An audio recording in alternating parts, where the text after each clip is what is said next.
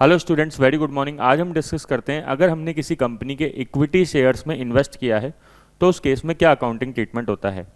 Student, जैसे ही हम किसी कंपनी के इक्विटी शेयर्स परचेज करते हैं तो उस पर IFRS 9 फाइनेंशियल इंस्ट्रूमेंट्स अप्लाई होता है। जैसे आपने रिलायंस के अगर इक्विटी शेयर्स परचेज करे तो उसकी अकाउंटिंग जो होगी वो IFRS 9 फाइनेंशियल इंस्ट्रूमेंट्स के हिसाब से होगी। क्योंकि वो शेयर्स एक फाइनेंशियल असेट्स है तो उस केस में IFRS 9 बोलता है कि इसके दो अकाउंटिंग ट्रीटमेंट हो सकते हैं। डिपेंड करता है कि इसका नेचर क्या है, आपने किस वजह से इसको परचेज़ किया है।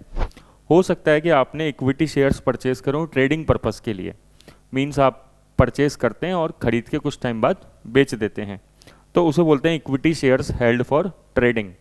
तो इस केस में मैंडेटरी है कि आप मेथड अप्लाई करेंगे FVTPL, means fair value through profit and loss. Means जब भी आपने शेयर परचेज किया तो आप उसके बाद ईयर एंड पे उसकी फेयर वैल्यू चेक करेंगे और जो डिफरेंस आएगा वो P&L में डालेंगे, चाहे वो प्रॉफिट है चाहे लॉस है, आपको P&L बार बार हिट करना पड़ेगा। लेकिन मान लीजिए आपने इक्विटी शेयर्स परचेज करें, वो ट्रेडिंग पर्पस के लिए नहीं परचेज करे हैं, ठीक है। मींस आपने इक्विटी शेयर्स परचेज करे हैं लॉन्ग टर्म पर्पस के लिए, आपका पर्पस है लॉन्ग टर्म रखने का। तो उस केस में ये जो स्टैंडर्ड है ये बोलता है कि अब आपके पास यहाँ पे दो ऑप्शन है। या तो पहला कि आप FVTPL मेथड लगा लो, means fair value through profit and loss method यहाँ पे भी अप्लाई कर सकते हैं।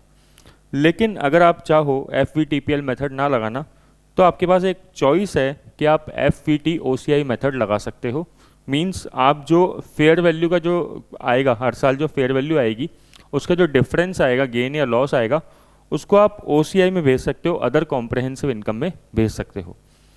तो ये स्टैंडर्ड कुछ बातें, लेकिन इसमें कुछ ध्यान रखने वाली बातें हैं, वो हमें पता होनी चाहिए। ये स्टैंडर्ड जो बता रहा है, सबसे बड़ी बात, ये ऑप्शन जो हमें एक्सरसाइज करना है ये इनिशियल रिकग्नाइजेशन के टाइम पे एक्सरसाइज करना है। जब आप उस असेट को परचेज करोगे, जिस दिन आप इक्विटी शेयर परचेज करोगे उसी दिन आपको डिसाइड करना पड़ेगा कि आप FVTPL मेथड लगाना चाहते हो कि FVTOCI मेथड लगाते हो। दूसरा, एक बार आपने ऑप्शन एक्सरसाइज कर लिया तो आप उसको बाद में चेंज नहीं कर सकते, it can not be revoke.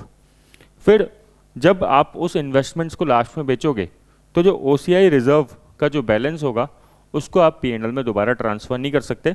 OCI reserve जो है बाद में डायरेक्टली जो है रिटेन्ड अर्निंग्स में ट्रांसफ़र हो जाएगा, P&L में रिक्लासीफाई या रीसाइकल नहीं हो सकता है। तो ये कुछ बातें अपन को ध्यान रखनी है जब हम investment in equity shares purchase करते हैं। Thank you.